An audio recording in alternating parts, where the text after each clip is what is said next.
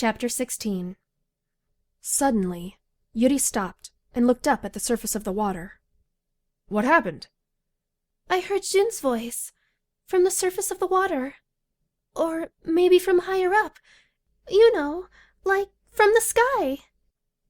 You could not have heard his voice. Are you saying the white fish flew through the sky and came here? I don't think so, but... Yuri looked up again. She noticed that little by little it had begun to rain. She heard a small clap of thunder. We are almost to the West Lake. I'm sure that my fellow East Lake fish will give you a big welcome, Yuri. We are about to begin a pleasant life. Soon, Artel and Yuri reached the West Lake.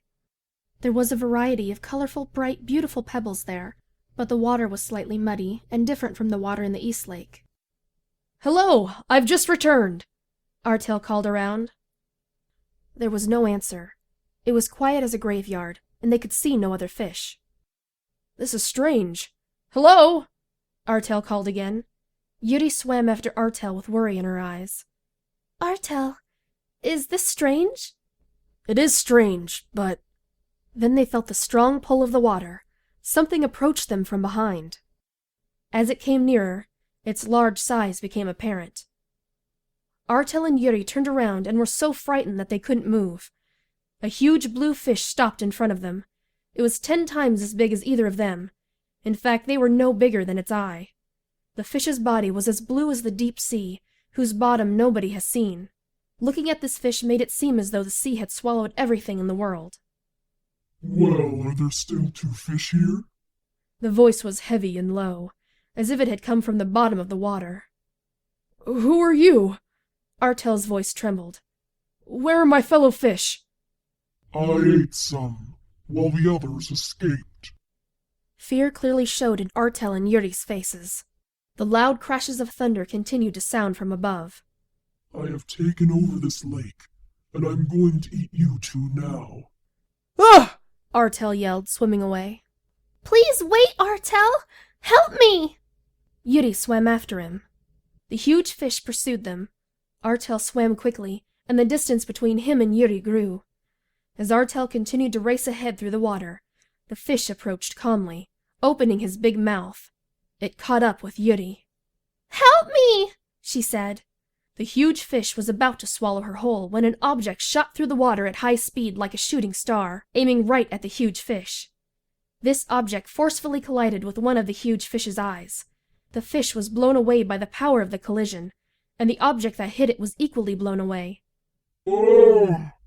The huge fish screamed. He swam around in the water as if he had lost his sense of direction, probably because of the pain. ZYUN! Yuri shouted out with surprise on her face. The object was in fact ZYUN. His face and body were injured and his white feathers damaged. He looked at Yuri without saying anything. She swam close to ZYUN. So did Artel. ZYUN gazed only at Yuri, while both Artel and Yuri looked at him intently. Minutes went by, and yet they remained silent. White, can you fly in the sky? Artel said, breaking the silence, probably because he noticed ZYUN's white feathers. ZYUN parted his lips and nodded, saying nothing. How dare you do such a thing? The huge fish returned, screaming. Blood flowed from his eye. Together the 3 fish watched as the huge fish approached. Then a big clap of thunder rang out. Terrified expressions appeared on Yuri and Artel's faces. ZYUN positioned himself in the huge fish's path, confronting him. ZYUN looked back at Yuri, who was behind him. I was happy to see you again. Don't worry. I would never let such a trivial problem take away your happiness. Someday, I'm sure I'll take you to the sky. ZYUN smiled at Yuri, and said in his heart, Goodbye forever, Yuri. Again, the huge fish opened his mouth wide and rushed toward ZYUN. White fish, I will never forgive you, said the huge fish. ZYUN swam away, beating his feathers as fast as he could. It was truly amazing how fast ZYUN could swim using his feathers.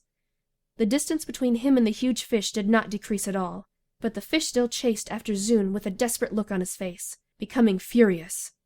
ZYUN swam up and down and back and forth at will. Then, all of a sudden, he turned back, swimming up to the huge fish again, throwing himself into the fish's face with all the power he could muster. Yuri and Artel watched, holding their breath. Whitefish, I'll definitely never forgive you, said the huge fish. ZYUN began to swim straight up, toward the water's surface. ZYUN felt the pain of the many wounds on his body. It was as though he had been cut by a knife. Exerting all the strength he had left, he broke through the water's surface, then flew upward away from the water. The huge fish chased him, jumping up as high as he could from the water because he could not fly, shouting, I am the king of fish. Surely you don't think you can beat me. Just then lightning hit, and like a sharp shining knife, cut through the huge fish. Yeah! Cried the fish, as it was thrown down onto the surface of the water, making a splash. After a while, the fish's huge, unmoving body sunk down to the bottom of the lake. ZYUN looked down from the sky, watching the fish's demise. The promise. Yuri. I'm sorry.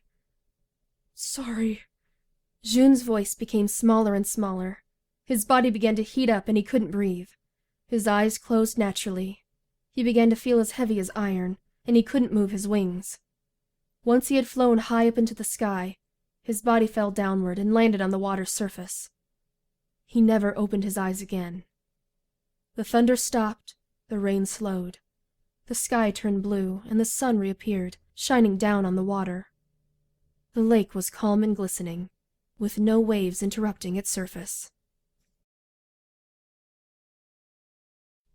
Chapter 17. 3 months passed. All the fish that had run away returned to the West Lake. For a while they remembered the huge fish with fear, and some fish recalled those who had been eaten.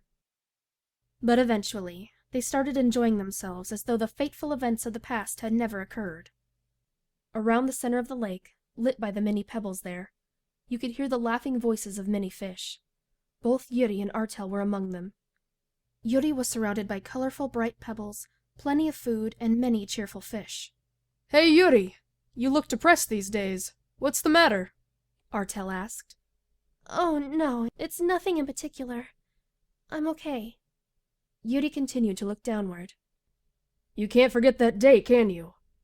We will never have an experience like that again. What's more, that huge fish has surely died. I see. But... Yuri looked up, but no sooner had she glanced at Artel's face than she looked down once again. Yuri, do you have any reason to be so downcast? You have everything here.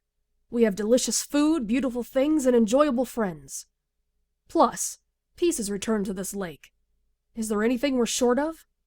Hey, Yuri! Of course. I know. I have fun every day. I really think that coming here was good. But I want to ask you, Artel, why doesn't the surface of the water in the West Lake shine? In the East Lake, whenever I looked up, I was able to see the shining surface. I don't care about such trivial things. They don't matter, said Artel. I want to see the shining surface of the lake, Yuri said, and began to swim so quickly that it looked like she was running away. Yuri, wait! Where are you going? Please, leave me alone. Yuri swam as if in a trance, and came near the surface of the water. Even though I'm so near the surface, I can't see it shine. How sad, she murmured, taking a breath and looking up. Please tell me why I can no longer see bright pebbles as beautiful as the ones I remember, she said. I probably thought that the food of the East Lake was more delicious than that of the West Lake. I thought Artel, with his bright black scales, was strong and cool. But now I feel he is different from what he used to be. His color is no longer as black. Instead, he looks gray. Why? I wonder if he and the circumstances around me have changed, or if I have changed. A few tears came into Yuri's eyes. Then she swam further upward and put her face near the surface of the water. There, the sky, which had no clouds in it, was clear blue and looked endlessly high. She stayed there looking up at the sky, swaying on a very small wave caused by a slight breeze. Finn.